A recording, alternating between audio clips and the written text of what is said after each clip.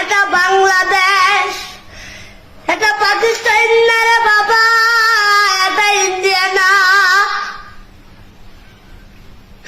বাংলাদেশের মানুষটা আমার আল্লাহ তাআলা এমন একটা নেতা দিয়ে বানাইছে, যারা কারোটা খায় না, কারোটা লড়ে না, সুযোগ পাইলে রাজ্যওয়ালা বাস তারে তারে। এটা বাংলাদেশ, এটা পাকিস্তান না রে বাবা, এটা ইন্ডিয়া না। বাংলাদেশের মানুষটা আমার আল্লাহ তাআলা এমন একটা নেতা দিয়ে বানাইছে, যারা কারোটা খায় না, কারোটা লড়ে না, সুযোগ পায়